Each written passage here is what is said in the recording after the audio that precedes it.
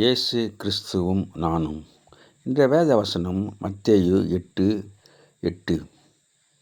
ஒரு வார்த்தை மாத்திரம் சொல்லும், அப்போது என் வேலைக்காரன் சொஸ்தமாவான்.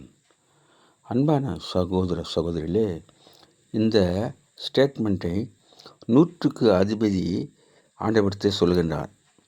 இயேசு கப்பர்நகமில் பிரவேசித்த போது 100க்கு அதிபதி ஒருவன் அவரிடத்தில் வந்து, ஆண்டவரே, என் வேலைக்காரன் வீட்டிலே திமிர்வாதமாய் கிடக்கிறான், கொடிய வேதனைப்படுகிறான் என்று அவரை வேண்டிக் கொண்டான். அதற்கு இயேசு, நான் வந்து அவனை சொஸ்தமாக்குவேன் என்றார். 100க்கு அதிபதி பிரதித்திரமாக, ஒரு வார்த்தை மாத்திரம் சொல்லும், அப்போது என் வேலைக்காரன் சொஸ்தமாவான் என்றார். அவன் தன்னை தாழ்த்துகின்றான். எனக்கு அதிகாரம் இருக்கின்றது. ஒருவனை போ என்றால் போகிறான், வா என்றால் வருகின்றான், இதை செய் என்றால் செய்கிறான். ஆனாலும் கூட நான் பாத்திரன் அல்ல என்று தன்னை தாழ்த்துகிறான்.